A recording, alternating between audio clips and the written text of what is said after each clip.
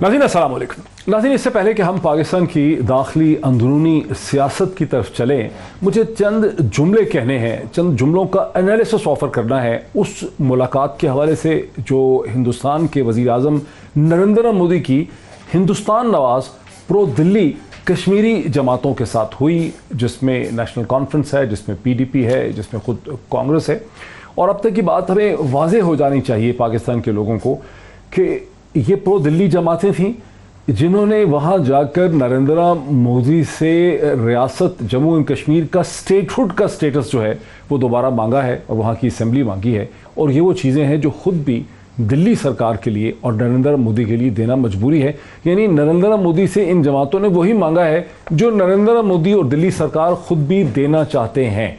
गुज़िश्ता 2 बरस का जो जबर है, जिस पे 5 अगस्त 2019 में जो कश्मीर के आर्टिकल 370 को ख़त्म किया गया, उसका जो नेट इफेक्ट अब है वो ये है कि वो जमातें कश्मीर के, वो हुर्रियत और वो जमातें जिनको अलहदगी पसंद कहा जाता है, जो कहते थे कि अक़वाम मुत्तहिदा की करारदादों की रोशनी में कश्मीरियों को हक़ के खुद इरादियत मिलना चाहिए, वो इस इक्वेशन से बाहर हो गई हैं।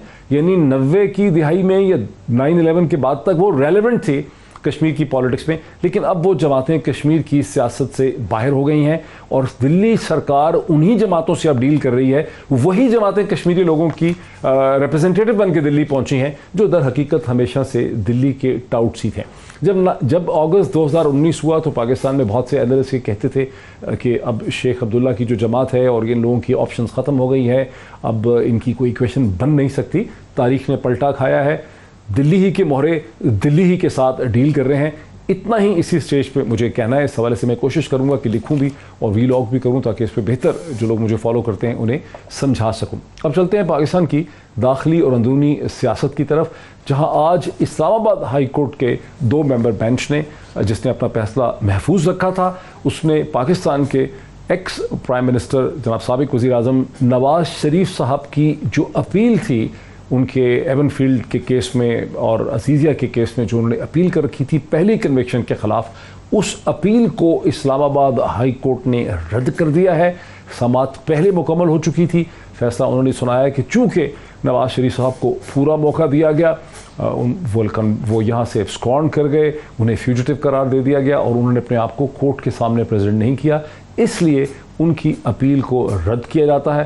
तमाम इस्लामाबाद हाई कोर्ट ने लिखा है कि जब भी वो अपने आप को कोर्ट के सामने सरेंडर करेंगे या लॉ इन्फोर्समेंट उनको कैप्चर कर लेती है तो फिर वो दोबारा एक नए सिरे से अपील जो है वो फाइल कर सकते हैं। खासे सख्त अल्फाज लिखे इस्लामाबाद हाई कोर्ट ने इस हवाले से। ये वो सूरत हाल है जिसे हुक्मरान जमात पाकिस्तान तहरीक इंसाफ ने फौरी तौर पर अपनी कामयाबी और अपनी विक्ट्री के तौर पर डिक्लेयर कर दिया है। और इस हवाले से पाकिस्तान के इंफॉर्मेशन मिनिस्टर जनाब फवाद चौधरी साहब क्या फरमाते हैं चंद घंटे पहले, वो मैं आपको सुनाता हूँ। आज का वर्डिक्ट जो है ये यकीनी तौर के ऊपर पाकिस्तान की आवाम की फतह है, तहरीक इंसाफ के मौक़िफ़ की फतह है। और हम शुरू से जो हमारा मौक़िफ़ है वो यही है कि नवाज शरीफ फैमिली को पाकिस्तान के अवाम से लूटा हुआ पैसा वापस करना चाहिए। इंसाफ को फतह मिली है और अब नवाज शरीफ जो हैं वो भी एक मफरूर की हैसियत रखते हैं और पाकिस्तान के लोग देख सकेंगे कि जब ये जो उनके बड़े बड़े हुक्मरान हैं वो जेलों के पीछे होंगे और ये जो इंसाफ के तकाजे हैं ये पूरे होंगे। नाज़रीन, आपने सुना पाकिस्तान के इंफॉर्मेशन मिनिस्टर जनाब फवाद चौधरी साहब खासे खुश नज़र आ रहे हैं सूरत हाल से। वो समझते हैं कि हमारे मौक़िफ़ की तायीद हो गई है। क्या वाकई हुकूमत के मौक़िफ़ की तायीद हो गई है? नवाज़ शरीफ साहब को एक बार फिर अपॉर्चुनिटी मिली है कि वो एक सियासी तौर पर पाकिस्तान की सियासत के स्टेज पे नुमादार हों? ये बुनियादी सवाल है जिससे हम डिस्कशन का आगाज़ करना चाहूँगा और उसके अलावा हम बजट पे जो डिस्कशंस हो रही हैं उस हवाले से भी बातचीत करेंगे। मुझे स्टूडियोज़ में अपनी अपनी जमातों के 2 बहुत ही इंटेलिजेंट, बहुत ही वेल अवेयर जो स्पोक्स पर्सनस हैं मुझे इस वक्त ज्वाइन कर रहे हैं। मुझे प्राइम मिनिस्टर पाकिस्तान इमरान खान साहब के special assistant on political communication जनाब डॉक्टर शहबाज गिल साहब मेरे साथ स्टूडियोज़ में तशरीफ़ रखते हैं। Very warm welcome to him. और मेरे साथ बिलाल कयानी साहब जो हैं वो भी ज्वाइन कर रहे हैं, जो कि असिस्टेंट सेक्रेटरी जनरल हैं PMLN के, पहले इन्वेस्टमेंट बैंक JP मॉर्गन के साथ रह चुके हैं, मेंबर हैं इकोनॉमिक एडवाइजरी काउंसिल PMLN के। तो जैसे कि मैंने कहा कि 2 बहुत ही intelligent and well spoken representatives हैं, अपने अपने पॉइंट ऑफ व्यू के मेरे साथ स्टूडियोज़ में हैं। Warm welcome to both of them once again. Discussion का आगाज़ करते हैं। डॉक्टर शहबाज गिल साहब, क्या वजह है कि आप इसे सिर्फ अपनी फतह ही देख रहे हैं जो इस्लामाबाद हाई कोर्ट ने फैसला किया, नवाज शरीफ साहब की अपील रद्द कर दी। इस्लामाबाद हाई कोर्ट ने उनको एक दोबारा अपॉर्चुनिटी भी दे दी है कि अगर वो कोर्ट के सामने आएंगे दोबारा एप्लीकेशन फाइल कर सकते हैं। इनफैक्ट अगर उनको मौका मिलता है इलेक्शन से पहले वो आते हैं तो वो उनको बड़ी पॉलिटिकली तो उनको कोई नुकसान नहीं हो।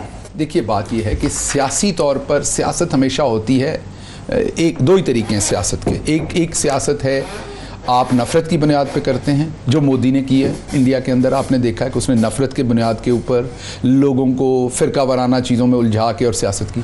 दूसरी सियासत होती है जो आम सियासतदान करते हैं, कोई भी सियासतदान हो, वो सियासतदान करते हैं आवाम के ऊपर अपनी मॉरल विक्ट्री के साथ, अपनी मोरालिटी के साथ, और वो आपकी ताकत होती है, वही आपकी बर्तरी होती है, वही इक़्तिदार में लाती है। इवन इक़्तिदार में ना लाए तो अपोजिशन में भी इज़्ज़तदार तरीके से आप उसी ताकत की वजह से आप अपोजिशन में रहते हैं। नवाज शरीफ साहब जो है वो बदनाम ना होंगे तो क्या नाम नहीं होगा। आज नवाज शरीफ साहब का ये जो सारा केस था, ये था क्या? ये क्या कोई ऐसा केस था कि नवाज शरीफ साहब ने जिनीवा में कोई ऐसा फैसला किया था जो मुल्क के मुख्तदर हलकों ने उल्टा दिया और नवाज शरीफ साहब दूसरी तरफ चल पड़े और उन्होंने जमहूरियत के लिए कोई ब्लैक या रेड या ब्लू क्रॉस हासिल किया? ये केस था कि लंदन में लूटी हुई दौलत से आपने अपार्टमेंट कैसे खरीदे। और हमने कौमी असम्बली में कहा कि हजूर ये है वज़राए। उनकी सुपुत्री ने कहा कि मेरी लंदन तो क्या पाकिस्तान में भी कोई प्रॉपर्टी नहीं है। ये सब तमाम चीज़ें सुप्रीम कोर्ट में जाके झूठी साबित हुई, कैलबरी फॉन्ट और सब कुछ, और उसके बाद एहतसाब अदालत ने उन्हें गुनाहगार करके सज़ा दी।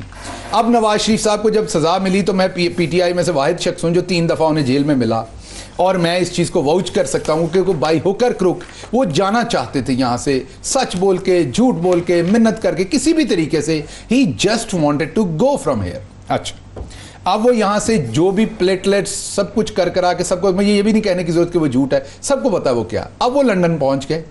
जिस दिन वो लंदन भाग गए, उन्होंने जेल नहीं काटी, वो यहाँ से चले गए।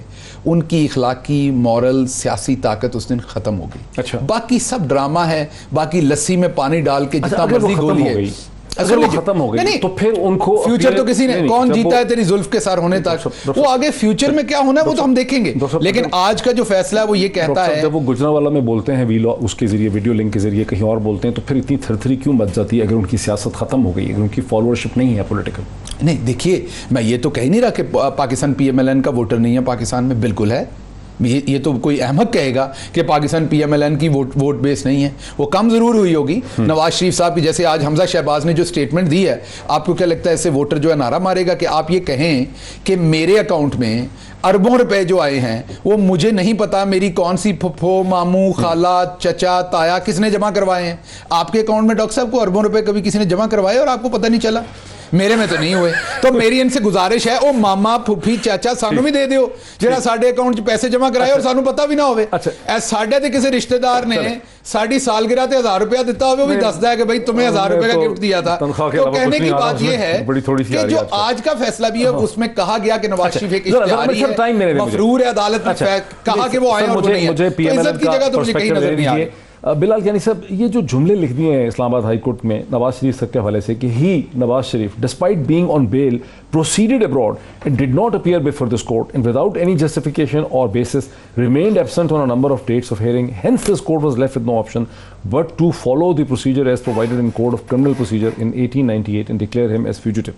यानी नवाज शरीफ साहब को तमाम मौके दिए गए, उन्होंने उनको अवेल नहीं किया, कोई उनके पास रीज़न नहीं है जस्टिफाइड, इसीलिए हमने उनको कानून से फ्यूजिटिव या भगोड़ा डिक्लेयर किया। फिर अगले पैराग्राफ 13 में लिखा है, in view of the foregoing, since appellant is fugitive from law, hence has lost his right of audience before this court and we are left with no choice except to dismiss appeal. ये तो सियासी तौर पर खासा ये ख़राब लग रही है नवाज शरीफ, जो लोग समझ सकें इसको। जी मोहित साहब, देखिए सबसे पहले तो जो बात अभी शहबाज गिल साहब ने की, बदकिस्मती है। बदकिस्मती तो है मगर ये एक्सपेक्टेड भी है। अब इनकी जमात का तरीक़ाकार है, शेख रशीद साहब भी, सारे लोग बीपरों पे आके इसको सेंसेशनलाइज कर रहे थे। बट उससे पहले जो बात अभी शहबाज गिल साहब ने की है, पहले उसको ज़रा एड्रेस कर लेते हैं कि एवन फील्ड की जजमेंट की जो रियलिटी है वो अरशद मलिक साहब बयान कर गए थे और इसी वजह से ये अपील भी बाद में लगी, इसी के अंदर ये जजमेंट सस्पेंड भी हुई। और जहाँ तक बात है बाहर जाने की, बाहर तो इनकी इंडिपेंडेंट वेरीफाइड मेडिकल रिपोर्ट्स के बाद इन्होंने ही फैसला किया था बाहर जाने का, और कोर्ट ने भी ओनर्स हुकूमत की तरफ किया था, और हुकूमत ने खुद वेरीफाई करके काबीना ने फैसला किया। इसलिए इसको जितना मर्जी अब उसको तरोड़े मरोड़े, हकीकत यही है कि उनके जेन्युइन मेडिकल इश्यूज़ थे जो इन्होंने भी, अब इमरान खान साहब जैसे विंडिक्टिव इंसान ने भी जब अपनी तरफ से वेरीफाई करा के 2-3 दफ़ा खुद काबीना से इजाज़त दी है, तो अब ये जो मर्जी बात करें वो हक़ाइक़ अपनी जगह ठहरते हैं। देखिए, तीसरी बात जो जजमेंट है, इसके अंदर सबसे अहम बात ये है कि देखिए, एक ये अपील फाइल हुई थी और इसकी समात रिसेंटली हुई है, और इसके ऊपर जो समात हुई है रिसेंटली, उनमें बातचीत मेनली इस बात पे हुई कि क्या मियां मोहम्मद नवाज शरीफ साहब की गैर मौजूदगी के अंदर अपील की प्रोसीडिंग्स को प्रोसीड होना चाहिए कि नहीं। उसके अंदर उन्होंने होता नहीं है कानून में इसकी नहीं, मगर इसके नहीं, देखिए उसके ऊपर तो फिर बेंच ने आजम तारड़ साहब को भी कहा, नैब के प्रोसिक्यूटर को भी कहा कि वो आजम तारड़ साहब को कहा कि वो असिस्ट करें कोर्ट को, not as the counsel for the defendant, but assist करें कोर्ट को, और साथ ही साथ नैब के प्रोसिक्यूटर ने भी अपने व्यूज़ दिए कि क्या होना चाहिए, और इवेंचुअली कोर्ट ने ये डिसाइड, जो जजमेंट आपके सामने आई है। मगर देखिए इस जजमेंट की, लेकिन आजम तारड़ ने भी यही कहा कि अमूमन ऐसा नहीं होता जी। देखिए, हालांकि आपकी party, but let's come to the, देखिए जजमेंट जो है, देखिए उसमें हमारी सलाह ये थी कि बेहतर है कि अभी इस अपील पे ना प्रोसीड किया जाए जब तक मियां मोहम्मद नवाज शरीफ साहब नहीं आते। मगर अगर आप लोगों की भी सलाह थी जी, अब देखिए हमारा मौक़िफ़ ये था कि बेहतर है कि ये प्रोसीड, और अगर आप ये जजमेंट देखें तो इसका भी लीगल इफेक्ट यही है कि अभी के लिए ये अपील डिसमिस हो गई है। जब भी वो वापस आएंगे तो इस्लामाबाद हाई कोर्ट में ही उनके पास राइट ऑफ अपील उनका बरकरार है। जो आज का अपील का डिसमिसल हुआ है, ये ऑन ग्राउंड्स ऑफ मेरिट नहीं हुआ, ये अदम मौजूदगी की वजह से उन्होंने डिसमिस की है। इसके अंदर मेरिट्स कंसिडर नहीं हुए, इसके अंदर उन्होंने बिल्कुल इसलिए नहीं कहा कि अपील जो उसके अंदर एक्चुअल जो उसका सब्सटेंस है उसकी बुनियाद के ऊपर ये फैसला नहीं आया। उनकी right of appeal for all practical purposes बरकरार है। जब भी वो मुल्क वापस आएंगे फिर से मेरिट्स की बुनियाद के ऊपर वो अपील इस्लामाबाद हाई कोर्ट में दायर कर सकते हैं, जजमेंट में लिखा हुआ है। मैं एक ब्रेक ले लूँ, बहुत ही दिलचस्प की गुफ्तगू है, एक ब्रेक करते हैं, ब्रेक के बाद इस बात को आगे बढ़ाते हैं कि आखिर नवाज शरीफ साहब वापस आ क्यों नहीं रहे आफ्टर ब्रेक। नाज़रीन वेलकम बैक। वक्त से पहले खासा टेंस स्टैंड ऑफ था हमारे पास इस इशू के ऊपर कि मोहतरम नवाज शरीफ साहब पाकिस्तान के एक्स प्राइम मिनिस्टर वापस क्यों नहीं आ रहे। जो उन्हें समात जो थी उन्हें बुलाया गया, इस्लामाबाद हाई कोर्ट ने उन्हें पूरा मौका देने की कोशिश की, उनको कई दफ़ा बुलाया गया, बिलाखिर इस्लामाबाद हाई कोर्ट ने मजबूर होकर उन्हें एक प्रोक्लेम्ड ऑफेंडर या उन्हें फ्यूजिटिव करार दे दिया, भगोड़ा करार दे दिया। इस हवाले से एक दिन पहले मोहतरमा मरियम नवाज साहिबा से सवाल पूछा गया कि क्या वो वापस आएंगे, उसका उन्होंने क्या जवाब दिया वो सुन लेते हैं। मैडम, मियां साहब कब पाकिस्तान आए? इंशाल्लाह बहुत जल्दी। आप मुझे ये गारंटी दें कि नवाज शरीफ वापस आएंगे, उनको इंसाफ मिलेगा और उनकी ज़िंदगी को ख़तरा नहीं होगा, इन कातिलों के हाथ में उनकी ज़िंदगी नहीं होगी। मैं उनको शाम की फ़्लाइट से बुला रही। शाम की फ़्लाइट से उनको बुलाया जा सकता है अगर उनकी ज़िंदगी की गारंटी दी जाए, उनकी ज़िंदगी को ख़तरा ना हो। आज पाकिस्तान के वज़ीर दाखिला जनाब शेख रशीद अहमद ने इस चीज़ का क्या जवाब दिया? दरखास्तें तो खारिज होनी थी कि एक आदमी बाहर भी रहना चाहता है और बरी भी होना चाहता है, उसकी सजाएं भी मुअत्तल जो होगी थी वो भी खत्म हो गई हैं। उन्होंने आना ही नहीं है, वो जिंदगी की गारंटी मांगते हैं।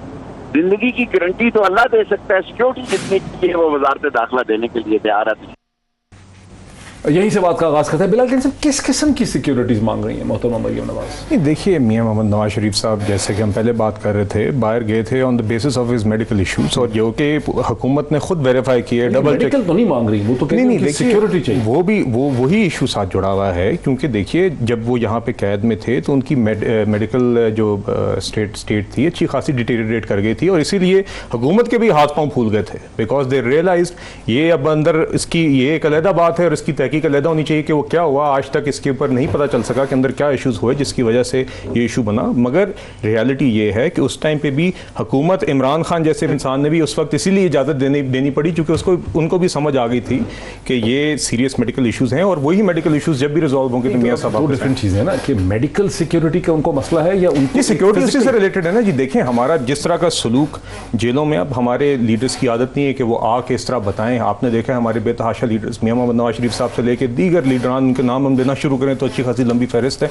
उन सब ने जेल काटी और काफ़ी मुश्किल हालात में काटी। इनकी आदत नहीं है कि यहाँ पे आके वो अपनी तफसीलात बताएं, बट जिस तरीके का सलूक, जिस तरीके से माइक्रो मैनेजमेंट इनके जेल में हालात की गई है, वो दास्तानें आपने भी सुनी होंगी और हम जान के उस तफसील को ज़्यादा नहीं करते। इसीलिए एक जेन्युइन उनका एक कंसर्न है। पहले मेडिकल उनकी एक स्टेट अच्छी खासी डिटेरिएट की थी, और लाजिम बात है कि हम भी नहीं चाहेंगे कि मियां मोहम्मद नवाज शरीफ साहब फिर से उस तरह की एक मेडिकल स्टेट में जाएं जिससे उनकी जान को खतरा पहुंच सके। डॉक्टर साहब मेरा ख्याल है वो ये कह रहे हैं कि उनको अगर जेल में डाला जाएगा, उनको दोबारा प्रिजन में जाएंगे तो उससे उनकी मेडिकल सिचुएशन खराब हो सकती है। ये वो मेरा ख्याल, मुझे जो समझ आई।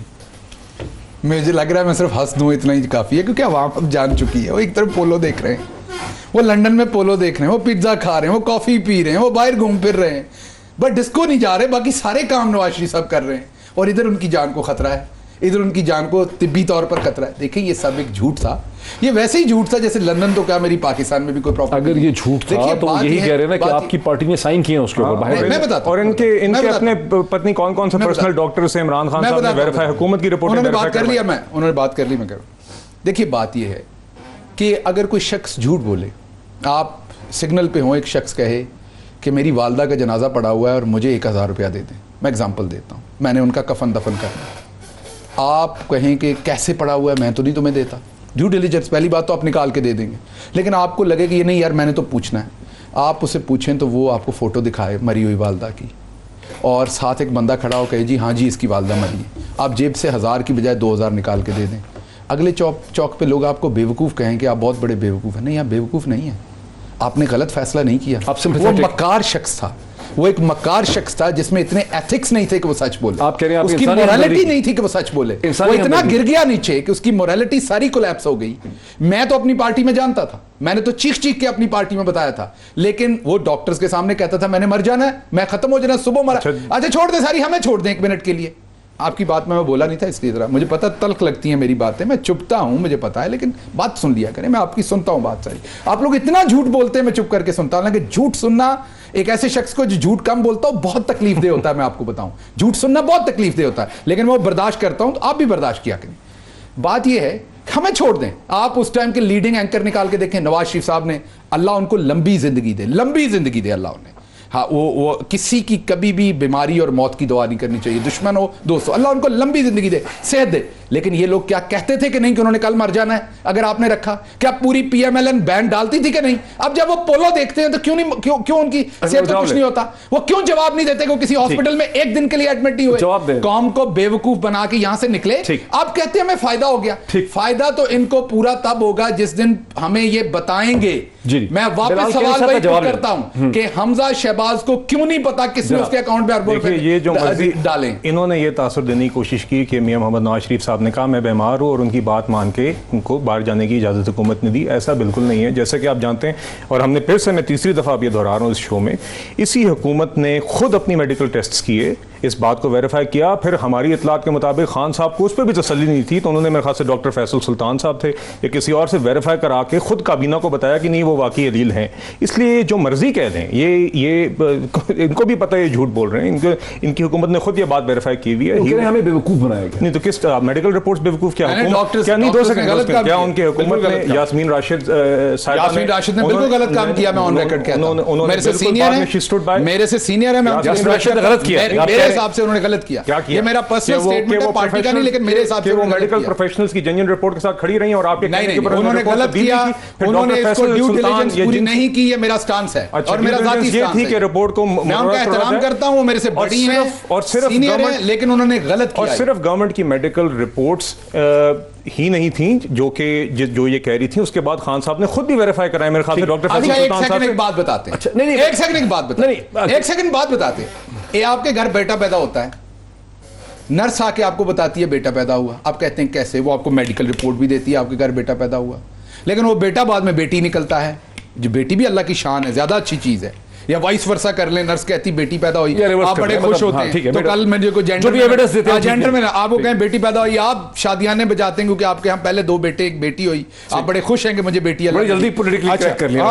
और आपने डरे हुए ना भाई, आजकल वो लिबरल ब्रिगेड पीछे चढ़ जाता है ना, हमें नई चीजें सिखाता है, तो आपको मेडिकल सर्टिफिकेट भी दे दिया, आपके यहाँ घर बेटी पैदा हुई, घर आए होते हो मुंडा फिर रहा तो घर भजा फिरता है। तो सच्चाई तो किसी मेडिकल स्टोर उसे सर्टिफिकेट से नहीं छुपती ना। अच्छा। नवाज शरीफ तो वहां पोलो देख रहा है, नवाज शरीफ वहां पिज्जे खा रहा है, तो अगर डॉक्टर यास्मीन या डॉक्टर सारे करेक्ट थे तो नवाज शरीफ बीमार क्यों नहीं हुए, हॉस्पिटल क्यों नहीं एडमिट हुए? नहीं बेसिकली मतलब ये कौन सा चांद चढ़ा है कि चांद चढ़ने के बाद कुछ और चढ़ गया है? ठीक साहब, अब बेसिक चीज़ है ना कि वहाँ किसी टर्शरी केयर हॉस्पिटल में, जो प्रॉपर हॉस्पिटल होता है टीचिंग टर्शरी केयर हॉस्पिटल, उसमें नवाज शरीफ साहब ना तो एडमिट हुए 2-4 दिन के लिए, ना उनके डायग्नोस्टिक देखिए वहाँ पे नहीं वहाँ पे जाके क्लिनिक एक में जाते रहे। आपको याद होगा जब वो गए थे तो उनके इनिशियल चेकअप्स होते हैं, वो कंसल्टेटिव प्रोसेसेस उनकी चलती रही थी। उसके बाद एज आई अंडरस्टैंड उनका एक प्रोसीजर भी स्केड्यूल या अंडर डिस्कशन था, मगर उसके बाद कोविड हो गया, जिसकी वजह से मेरे भी प्रोसीजर 4-5 देखिए हो गया नवंबर 2019 में गए, मगर अब एज आई अंडरस्टैंड उनकी कंसल्टेशंस वहाँ पे चल रही हैं। और देखिए दूसरी बात ये, अब ये डॉक्टर यास्मीन राशिद साहिबा को जो मर्जी कह लें, दैट ये रियलिटी है कि ही वाज इल, और ये तो चाहते हैं, इनको तो दुख इस बात का है कि उनकी तबीयत मजीद खराब क्यों नहीं, उनकी जान खतरे में क्यों नहीं आई, और ये इस बात का क्योंकि वो उस टाइम पे उनको वो बेल मिली और जो बाहर गए हैं और जो कंसल्टेशन वहाँ पे हुई है, और जिस चीज़ को ये सहरे कह रहे हैं वो वॉक भी डॉक्टर की प्रिस्क्राइब्ड है, इसीलिए ये तो इनको तो अफसोस है इस बात का। अच्छा, ये हमें मुझे पता है नवाज शरीफ को अल्लाह सेहत दे, जिंदगी दे, ताकि वो जेल में आके अपनी सजा काटे। जब एक हुकूमत को मेडिकल रिपोर्ट्स, पंजाब हुकूमत के Punjab medical health department medical report कह रही है निकल आया, आपकी अपनी पंजाब की हेल्थ मिनिस्टर ये कह रही हूँ कि वो इल है। उसके बाद खान साहब की तसल्ली ना अपने जाती मौलिज से भी वो चेक करवाएं और कभी ना खुद बताएं। उसके बाद भी अगर ये चाहें कि वो मुल्क से बाहर ना जाएं, जब सारे मेडिकल प्रोफेशनल्स इनके अपने इनको कह रहे हो तो वो ठीक है ना, अब नहीं, वो तभी से ठीक है। मोहित साहब वो एक दिन भी बीमार नहीं थे ना, ऐसा नहीं, उनके इतना जुल्म आप ना करें वहाँ पे हैं, और जब भी वो सेहतियाब होंगे तो अगर उनके पास कोई ऐसे टर्शरी केयर हॉस्पिटल के कंसल्टेंट्स की रिपोर्ट्स हैं जो सर्टिफाइड है, तो वो फिर भेजते क्यों नहीं कोर्ट के सामने? नहीं, वो पहले आती रही थी अपडेट्स, वो कभी नहीं है कि कोई क्रेडिबल रीजन उसमें लिखा है कि विदाउट एनी जस्टिफिकेशन और basis remand absent on number of dates hearing. अदालत के सामने कोई ऐसी क्रेडिबल एविडेंस नहीं आ सकी उनकी बीमारी की, अगर की लीडिंग नहीं उस पर तो जी नहीं, this as I understand is दूसरे केसेस से जुड़ा हुआ था, जहाँ पे उन्होंने इनको वो एब्सकॉन्डर की थी जो जजमेंट थी, उससे इसको जोड़ के किया गया। बट खैर पॉइंट रिमेन्स के मियाँ साहब, मियाँ मोहम्मद नवाज शरीफ साहब जब भी सेहतियाब होंगे वो मुल्क वापस आएंगे। पहले भी वो बेटी का हाथ थाम के बीवी अलील बीवी को छोड़ के बिस्तर पे आए थे मुड़ के वापस। वो मुल्क से भागने वाले नहीं है, भागने वाले होते तो उस टाइम भाग जाते। ही केम, ही फेस्ड इट, अपनी बेटी का हाथ पकड़ के, बेटी आप मुझे बताएं इस मुल्क के अंदर जमहूरी और गैर जमहूरी लीडर भी बहुत सारे रहे हैं, आप एक की मिसाल दे दें जो अपनी बेटी का हाथ थामे बीवी को स्टेट के अंदर छोड़ के, और उस बीवी की साथ भी जो इन लोगों ने प्रोपेगेंडा किया वो आपको अच्छी तरह पता है। उस बेटी का हाथ थाम के जेल में, बेटी समेत जेल में आए, वो मुल्क से भागने वाली नहीं है, ये बेफिक्र रहे, मुल्क वापस आएंगे। और इनको इसी चीज का डर है। क्विकली जवाब दे, दो बातें क्विकली। देखिए, एक तो इन लोगों की रीडिंग थोड़ी सी गलत है सियासत की, सियासत में किसी और तरह से आगे, नून रीडिंग एनालिसिस बहुत कमजोर है, ठीक है, नून का एनालिसिस कमजोर था। शहबाज शरीफ भी फंस गए मास्क के पीछे, अगर याद है कि लैपटॉप के सामने जिससे 30-40 साल वो कई बंदे, अब आपको पता है कई बंदे सहाफत में भी, सियासत में भी 50-50 साल से, लेकिन जब आप उनके करीब काम करते हैं, बंदा पूछता है गलती हो गई इनसे, गलती क्या हो गई इनसे, क्या मिसजज हो गई। तो ये शहबाज शरीफ साहब भी कोविड के चक्कर में आए थे, अब पछताते हैं कि मैं क्यों आया। वो कहते थे ना मुझे क्यों निकाला, वो कहते हैं मैं क्यों वापस आया। मैं आपको अंदर की बात बता रहा हूं, ये कहते हैं मैं क्यों आया। अब दिन रात भागने की कोशिश है शहबाज शरीफ। हाँ, शहबाज शरीफ यहां से भागना चाहते हैं ना, दिन रात भागने लगे थे कतर की फ्लाइट पे, रातों रात बड़ी जुस्तजू के साथ, लेकिन नहीं जाने दिया गया। पहले गए थे, वापस आ गए। हाँ, वो पहले मैं यही तो कह रहा हूँ, रीडिंग गलत थी। पहले कोरोना के चक्कर में आ गए कि कोरोना फैल जाना है, यहाँ पे एहतसाब होना नहीं, मेरी भी जान छूट जानी है, यहाँ 10-15 हजार लोग मरेंगे, भूल जाना है हुकूमत को सारा उस अफरा तफरी के अंदर। तो इस चक्कर में आए और लैपटॉप के सामने मास्क पहन के बैठे, आपको याद होगा, और चंद मास्क भी बांटे, और उसके बाद वो काम उनका खराब हो गया। अच्छा, अब हम आते हैं एहसन इकबाल साहब के बयान के ऊपर। उन्होंने कहा कि ओवरसीज पाकिस्तानियों को सियासत का नहीं पता, ये कहा ना उन्होंने पिछले दिनों। अपना बेटा उनका वाशिंगटन में पढ़ रहा था, उसको बुला के सीधा लोकल गवर्नमेंट का इलेक्शन लड़वा दिया। ये ਤੁਹਾਡੇ ਪੁੱਤਰ ਨੂੰ पता है, दो दिमाग ने ਤੁਹਾਡੇ पुत्र ਦੇ सिर ਦੇ ਵਿੱਚ, और आम शहरी ਨੂੰ नहीं पता। कलसूम नवाज साहबा मेरी मां की तरह थी, अल्लाह उन्हें करवट जन्नत नसीब करे, अल्लाह उनके दर्जात बुलंद करे। वो बस बिस्तरे मर्ग पे थी, कोमा में थी, उन्हें लाहौर में इलेक्शन लड़वा दिया। वो कौन लोग हो तुसी? एक स्टैंडर्ड तुम लोगों का अपने के लिए है, एक स्टैंडर्ड दूसरे ओवरसीज पाकिस्तानी के लिए है। आज ही ओवरसीज पाकिस्तानी के नुमाइंदे शाहिद रांझा और दूसरे लोग मिलकर गए हैं प्राइम मिनिस्टर से भी, और कल इलेक्शन कमीशन के सामने उन्होंने मुजाहरा किया है कि हमें वोट का हक दे ओवरसीज पाकिस्तानी जो मिडिल ईस्ट में 80% है, ना उसके पास वहां का पक्का वीजा, ना नेशनैलिटी, बीवी उसकी यहाँ, बेटी यहाँ, माँ यहाँ, बाप यहाँ, उसको आप वोट का हक नहीं देते। ब्रेक मुझे लेनी है, ब्रेक में बाद में इलेक्टोरल रिफॉर्म के हवाले से भी, ओवरसीज वोट के हवाले से भी, और कुछ बजट के हवाले से बात करते हैं ब्रेक के बाद। Welcome back. सबसे पहले थोड़ी सी बात बजट की कर लें, जहां पर इस वक्त बहुत ही तेज और तुंद किस्म की तकरीरें जो हैं बजट के हवाले से हो रही हैं, और अब से चंद घंटे पहले मरियम औरंगजेब साहिबा ने इस हवाले से हुकूमत पे क्या तनकीद की, वो मैं टुकड़ा आपको सुनाता हूं। 2 साल 10 माह 7 दिन में 6 दफा काबीना बदली, 4 दफा वजीर खजाना बदला, 4 दफा FBR का चेयरमैन बदला, 4 दफा बोर्ड ऑफ इन्वेस्टमेंट का चेयरमैन बदला और दिन रात सुबह शाम एक कर दी गई। लेकिन 2 साल 10 माह 7 दिन में 16% महंगाई, 50 लाख लोग बेरोजगार, 2 करोड़ लाख गुर्बत की लकीर से नीचे। जनाबे स्पीकर, ये खून चूस बजट है। ये किताबें खाने के बाद मुझे पता चला है ये जकूटा जिन बजट है। ये कमाल की कारकर्दगी उस जकूटा जिन के है जो इमरान खान साहब के पास पहले दिन से मौजूद है, जो कहता है मैं क्या करूं, मुझे काम बताओ, मैं किसको खाऊं। ताज़ीन, ज़कूटा जिन बड़ी दिलचस्प किस्म की उन्होंने टर्म इख्तरा की, मुझे इसका पता नहीं ठीक तरह से क्या है, लेकिन जो कुछ मरियम औरंगज़ेब साहबा ने कहा, इसमें एक बात कम अज़ कम बिल्कुल है कि जितनी तब्दीलियाँ आपकी हुकूमत ने की हैं 2 बरस कुछ 2.5 बरस में, इतनी 70 बरस में किसी हुकूमत ने नहीं की। अच्छा, इसका मैं वापस सवाल करता हूँ। जब भी मेरी आपकी कभी ऑफ द रिकॉर्ड डिस्कशन होती है, क्या हम ये इस बात पे इत्तफाक नहीं करते कि पाकिस्तान में टैलेंट का काल है? टैलेंट बहुत कम। उस ऑफ द रिकॉर्ड डिस्कशन का हिस्सा नहीं है। नहीं, मैं कोई पॉलिटिकल बात नहीं कर रहा, मैं आपसे टैलेंट नहीं मिलता, कैपेसिटी इश्यूज हैं। अब पाकिस्तान आज जिस जगह पे खड़ा है, अगर नहीं, एक मिनट सुन लीजिए। अब पाकिस्तान जिस जगह पे खड़ा है, पूरी दुनिया में दुनिया आगे क्यों बढ़ती है? जो तरक्की याफ्ता मुल्क, क्योंकि वहाँ स्टैंडर्डाइजेशन हो जाती है हर चीज़ में। आप अगर सीनियर मैनेजर के ओहदे पे लोग देखेंगे तो प्रिटी मच वो स्टैंडर्डाइज होंगे। आप जर्नलिस्ट सीनियर देखेंगे, प्रिटी मच स्टैंडर्डाइज होंगे, मीन उनकी काबिलियत एक दूसरे से 19-20 होगी। यहाँ पर क्या होता है, सियासतदान हो, जर्नलिस्ट हो, ब्यूरोक्रेट हो, एक 5000 में से बहुत अच्छा होगा, बाकी सब निकम्मे होंगे। टैलेंट का बहुत काल है। अब जब इस तरह के इन्वायरमेंट में आप आएंगे, आपने बंदा लगा दिया, अब या तो आपकी सगी खाला का बेटा हो आबिद शेर अली और आप उसे लगा दें एनर्जी का मिनिस्टर, जिसने ज़िंदगी में बेचारे ने कभी बल्ब भी चेंज ना किया हो। अभी आजकल वो 50% डिस्काउंट पे पजामाज खरीद रहे हैं, हेरल्ड पे तस्वीर है मेरे पास, दे देता हूँ, लंदन में शॉपिंग कर रहे हैं। अब मासी का पुत्र है तो वही रहेगा 5 साल। या आपका समधी इसाक डार हो, आपको बदलने की जरूरत नहीं है, भले इसाक डार डबो दे आपकी इकोनॉमी, आपकी भले फसलों की यील्ड 0.68% बड़े, जब आपके आप उस टाइम तब्दीली करते हैं। मुझे पूरी बात करनी, ये टैलेंट, एक सेकंड मुझे पूरी बात करने दीजिए। पाकिस्तान में जो प्राइवेट इंस्टीट्यूशंस हैं, जो प्राइवेट कंपनीज हैं, क्या वो लोगों को चेंज करते हैं कि नहीं? सीईओ को चेंज करते हैं? क्योंकि हमारे यहाँ फ्रीक्वेंटली हम सेटिस्फाइड नहीं है। जब हम सेटिस्फाइड नहीं होंगे, हम 100 बार भी चेंज करेंगे। चेंज करना गुनाह नहीं है। अपने रिश्तेदार लगा के उन नासूरों से कंटिन्यूसली माल खाना गवर्नमेंट के साथ 3 साल से चल रहा है। आपने टैलेंट ढूंढा। इसहाक डार साहब रिश्तेदार थे, तो फिर इसहाक डार साहब ने ही इस 5 साल अदवार में टैक्स रेवेन्यूज डबल किए। इसहाक डार साहब ने ही और मिफ्ता इस्माइल साहब ने आखिरी साल में मिलकर 5.5 नहीं आपका नहीं बढ़ा ना, फिर आए मैं नंबर्स पे आता हूँ। 1.9 ट्रिलियन से 3.8 ट्रिलियन किया था। हजूर, आपके पहले साल के अंदर मुल्क की तारीख में पहली दफा टैक्स रेवेन्यू नेगेटिव ग्रोथ हुई थी, और दूसरे साल में भी आप बढ़ा ही सके थे। 3 सालों में आप मुश्किल से 800 आपने 8,000 अरब करना था। अच्छा, अब आपने लंबी दलील दे दी है। अब आई इसहाक डार साहब ने ही लो फूड इन्फ्लेशन रखी 5 साल में। इसहाक डार साहब और मिफ्ता इस्माइल साहब। अब मुझे मुकम्मल करना था, मुझे पता है, आपको भी पता है कि आपके पास दलील नहीं, इसलिए अब आप इसको बुलडोज करने की कोशिश कर रहे हैं। किसान मार दिया, गंदम 100 रुपए बढ़ाई 5 सालों में। किसान ये कह रहे हैं कि साहबदार टैलेंटेड थे, उनका बेसिक आर्गुमेंट ये है कि साहबदार टैलेंटेड थे।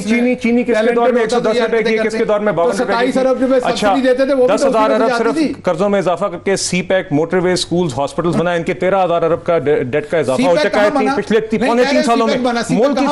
मुल्क की तारीख में 12,000 मेगावाट बिजली का इजाफा हुआ। अच्छा, अब आप आ जाइए, इनकी जो हुकूमत है, इन्होंने कहा था असद उमर साहब से बेहतर जो है ना सुपरस्टार है कोई नहीं। इनका स्टार पोस्टर बॉय थे और वाहिद शख्स थे इनकी पूरी टीम के अंदर जिसको पता था कि मैं क्या बनूंगा अगर इमरान खान कभी वजीर आजम बनता है। मैं बड़ा होकर क्या जी बड़ा होकर क्या बनूंगा। बड़े होकर जब बने तो इनको 10 महीने में फारिग कर दिया। चले, उनको फारिग कर दिया, हफीज शेख साहब आ गए। हफीज शेख साहब को हायर करने से मेरे ख्याल से 1-2 हफ्ते पहले या 1-2 हफ्ते बाद इमरान खान साहब ने मिडनाइट की डेट इंक्वायरी कमीशन अनाउंस की। उसमें से 3 सालों 10 सालों की जिसकी इंक्वायरी करनी है वो हफीज शेख साहब उस वक्त फाइनेंस मिनिस्टर थे। हफीज शेख साहब ने आते ही कहा जी लकीर की फकीरी करेंगे, IMF जो जो कहता है इसको फॉलो करेंगे। अच्छे भले हमारे काबिल फाइनेंस सेक्रेटरी साहब ने, नहीं आप बैठे हुए थे जब हफीज शेख साहब ने ये कहा। अच्छा हजूर, तो अब सुन लेना, हफीज साहब ने हफीज शेख ने कहा कि हम लकीर की फिकीर करेंगे। नहीं कहा था। और सुने, मेरा पहले सवाल है, उन्होंने कहा है proof is in the pudding. आपने देखा है कि किस तरीके से प्रूफ इस बात पे है कि जिस दिन आप गवर्नमेंट छोड़ के गए थे, आप 20 अरब डॉलर का करंट अकाउंट डेफिसिट छोड़ के गए थे, 40 अरब का ट्रेड डेफिसिट छोड़ के गए थे। मुझे ड्राउन आउट करना चाह रहे हैं, इनको पता है, इनको पता है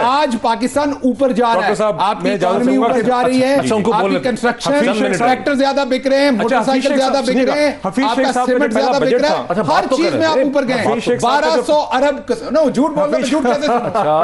अच्छा चले, मैं झूठ बोल जज कर लेंगे, मैं झूठ बोल, अच्छा मैं झूठ बोल रहा हूं कि हफीज शेख साहब को वजीर खजाना लगाया 5 सालों में, हफीज शेख साहब किसान को 100 रुपए का रिलीफ दिया, 20 अरब का करंट अकाउंट डेफिसिट पहले बजट स्पीच थी, 40 अरब का ट्रेड डेफिसिट छोड़ के फैसलाबाद में वाइंड अप तो करने दें, फैसलाबाद में पावर लूम्स कबाड़ के भाव बिकी या नहीं बिकी, पाकिस्तान की एक्सपोर्ट 25 अरब से 21 अरब हुई या नहीं, मेरी तमाम बातें बताइए। सुने, अच्छा हफीज शेख साहब, कोई गलत बात नहीं कर रहा हूं, साहब का जो पहला बजट था वो तो पेश कर नहीं सकते थे, हमादर साहब से कहा तकरीर पढ़ लें, वो तकरीर पढ़ता है, वो तकरीर हजूर अब सुन लें, मुझे शुरू में हौसले के भाषण दे रहे थे हम, मैं तो दे रहा हूं, बातें सुनते हैं।